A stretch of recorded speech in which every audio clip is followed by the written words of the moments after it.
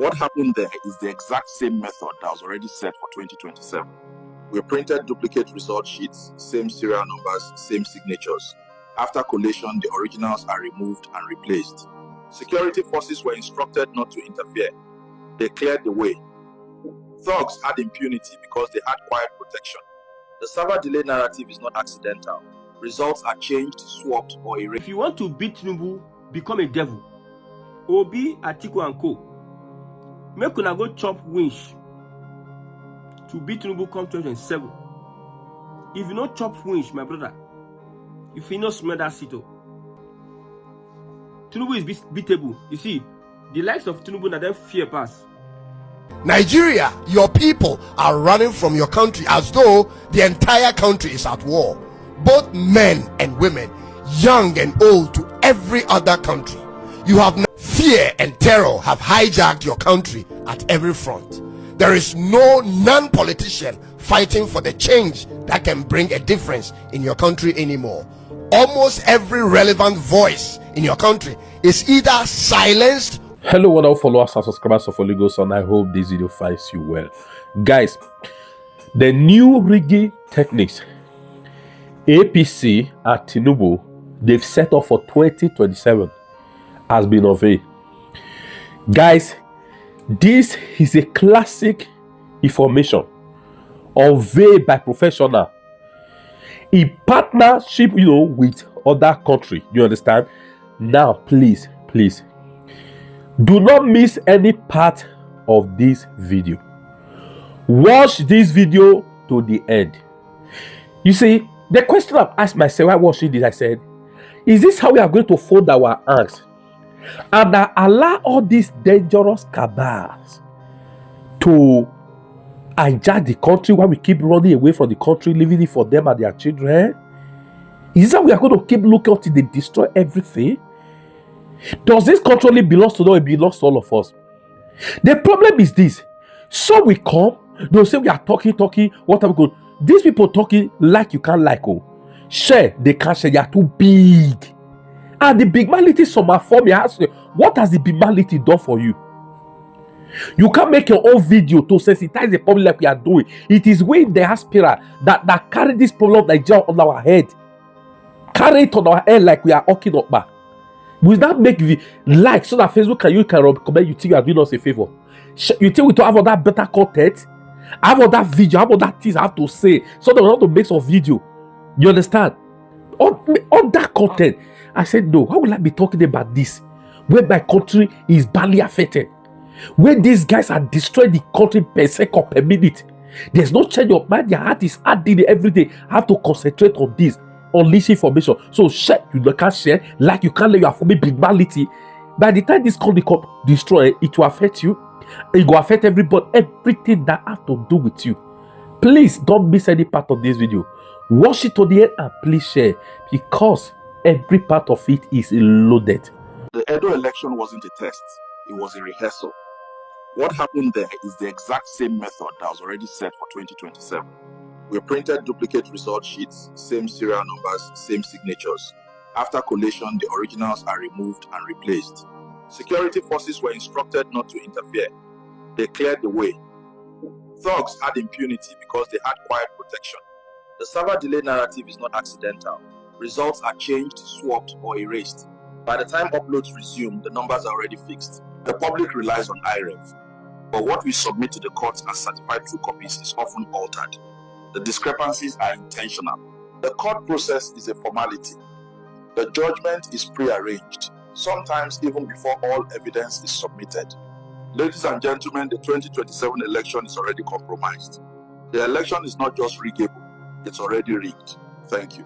You believe 2027 will be free and fair? It won't be. The rigging plan has been tested and perfected and will be applied on a national scale. If you want to beat Tinubu, become a devil. Obi, Atiku and Co. Make una go chop winch to beat Tinubu come 2027. If you not chop winch, my brother, if you not smell that sito, and Atiku, if you are not president 2027, I'm telling you the fact. I'm not. Why will I be partisan? I'm not supporting Atiku. I'm not saying to support anybody. If you don't become that president 2027 is over.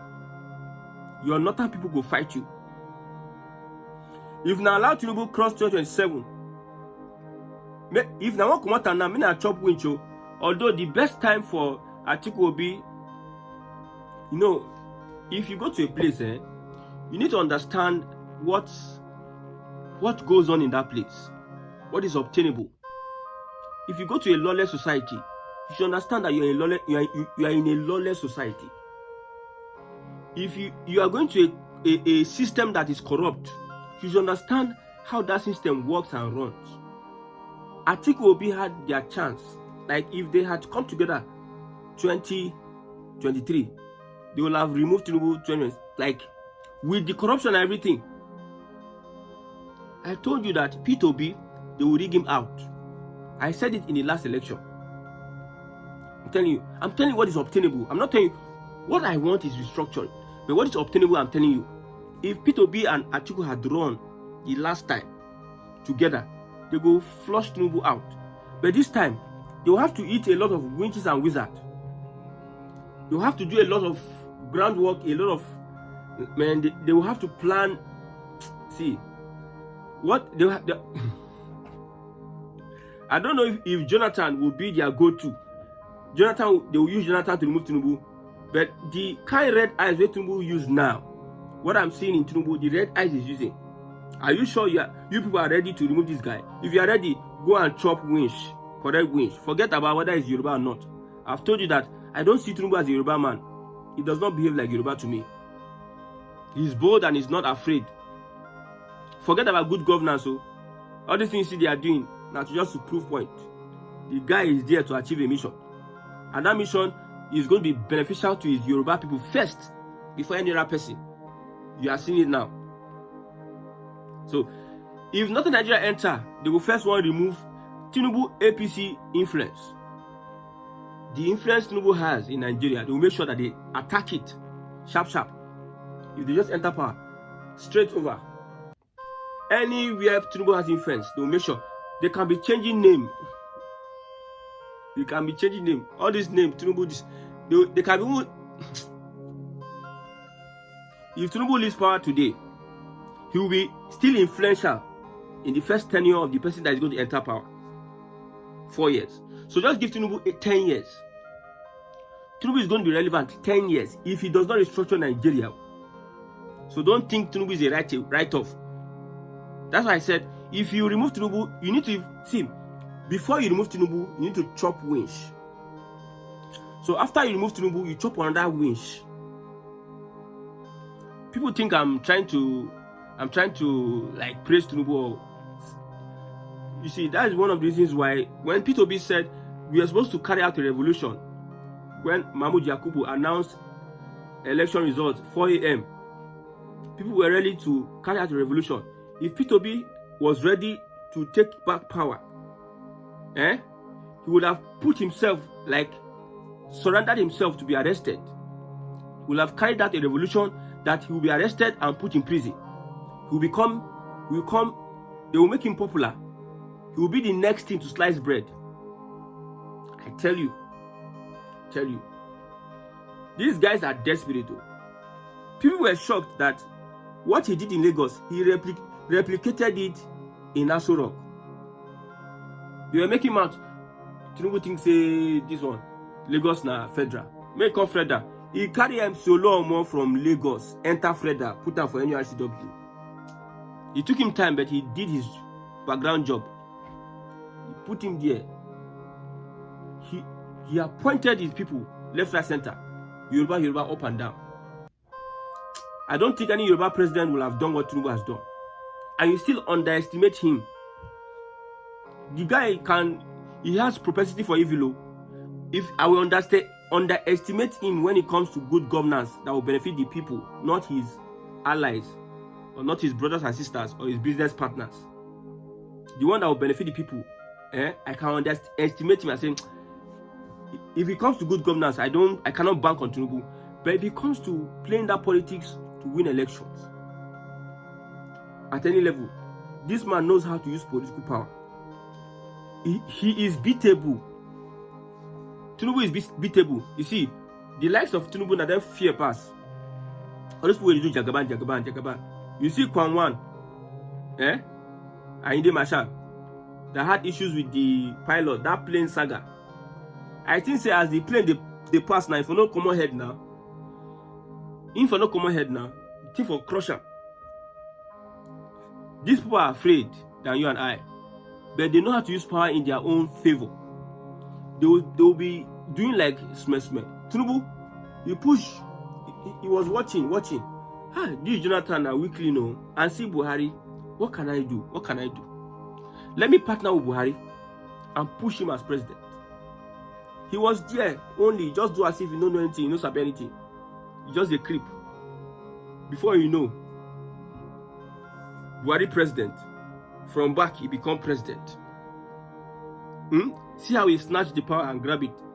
He was patient and he waited for a particular point in time.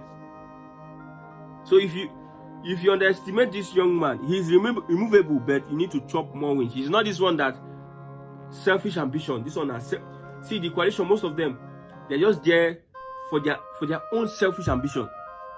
They're not even like replicating, like showing that they want to serve the people. They don't even show it at all. I'm not even seeing it in their body at all. This one want to be president. That want to be president. They're not even telling us like what you want to do. What is way forward? What are your plans? Nobody's doing anything. Everybody just keeping quiet. This one.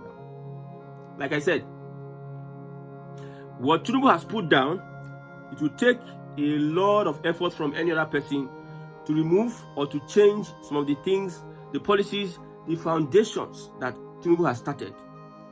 This is a tough one that I have to do, knowing the number of Nigerian friends I have and how this may affect our relationship moving forward, ladies and gentlemen. But the fact of the matter is this: the more we don't speak truth to one another in the face, the more it becomes everyone else's problem. Ladies and gentlemen, Nigeria is our neighbor and friend. Nigeria is the heartbeat of Africa. They are the sound and rhythm of Africa to the world because of their sheer size and talents. That is undeniable. Africa's name, to some extent, goes as far as Nigeria goes in many ways. They are a force to reckon with, and that force, ladies and gentlemen, is also a problem to deal with. This is a country its people speak the loudest, both within and outside their borders, in spite of the many terminal challenges they face every day. This is a country whose spirit isn't easily broken, and if you are objective enough, you will concur with these facts, ladies and gentlemen. But a large percentage of the people of this country have chosen a pathway that cannot be encouraged, whether in Ghana, in South Africa, or in any part of the world.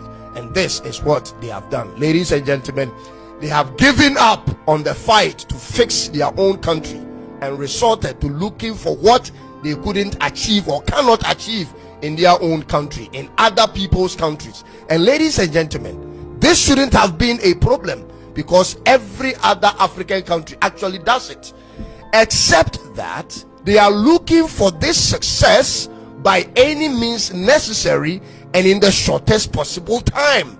This is the canker that plagues majority of young Nigerian immigrants anywhere they go.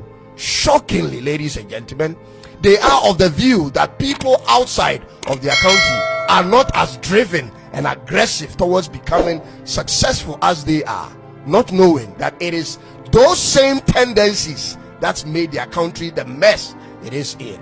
Many of them are therefore driven into all sorts of illegal enterprises anywhere they settle, getting rich by all means necessary in the shortest possible time. This is what Nigeria is being known for now. Who doesn't want this? But is that acceptable? It has gotten to the point that they don't care how a person makes their money, so long as the person makes their money. But you and I know that that's not how it's understood in other places. Nigeria, your people are running from your country as though the entire country is at war. Both men and women, young and old, to every other country. You have now become Africa's most emigrated country, meaning you have the largest number of people living abroad compared to any other African countries. This was true 20 years ago, ladies and gentlemen, and same today, and the number isn't slowing down because the factors that causes this is still expanding. Your social media content creators who indulge in politics are either doing it with comedy to trivialize the repercussions of their words, or are doing it outside of your country for fear of their lives. Almost every well-meaning person who speaks truth to issues in Nigeria lives outside of Nigeria. Fear and terror have hijacked your country at every front. There is no non-politician fighting for the change that can bring a difference in your country anymore. Almost every relevant voice in your country is either silenced or paid at this point. Therefore, the fight other countries have to put in to attain the peace you see and desire is what you have denied and declined. It doesn't work like this, Nigeria. Nigeria, instead of trying to make yourselves relevant in other countries, instead of trying to insert yourselves into the social fabric of other countries by all means necessary, how about this? How about you go back home and build your country? You have a country that could use a lot of the smart people.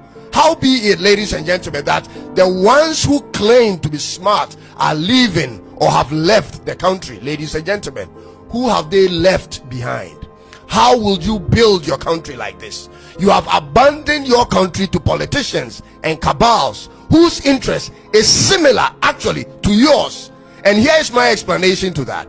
Similar to yours in the sense that these politicians and cabals have conquered the country and now enjoy the monopoly of their powers and will hold on to it by any means necessary as long as they can.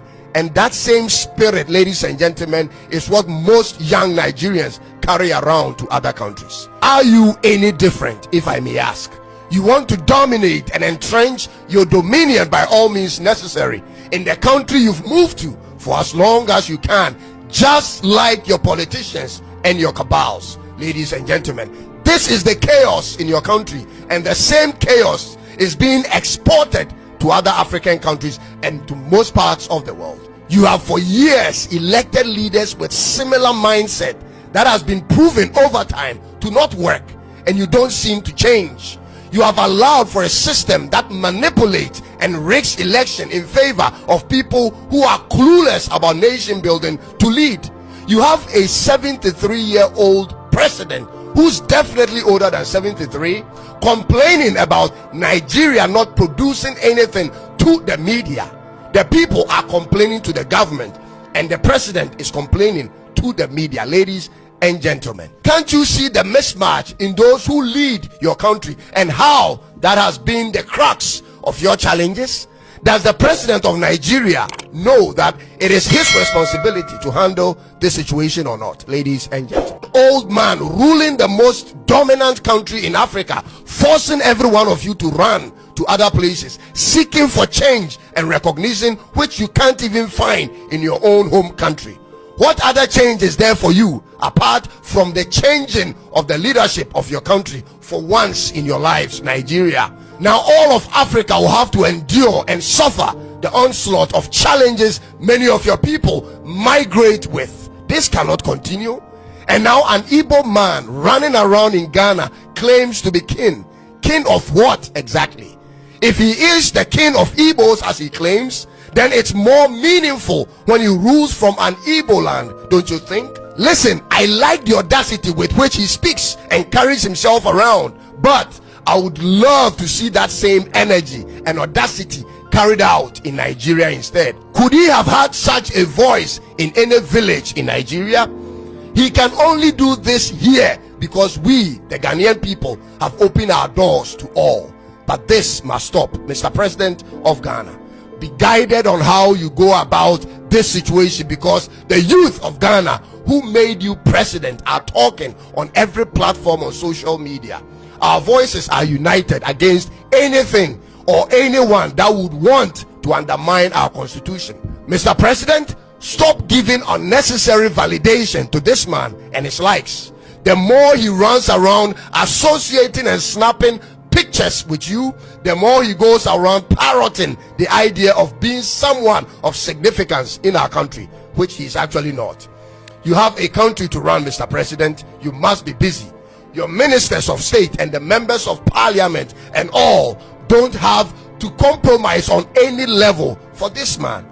The Igbo man is a foreigner on our land and not a royal. He can be a king amongst his people in Ghana, but that shouldn't be carried out onto our own people. And ultimately, this is what I want to say to Nigeria. Claiming the giant of Africa status for yourselves is not in words but in deeds. Be the giant at home first of all. Go home and begin the process of everything you are looking for out there. Go home and get it started.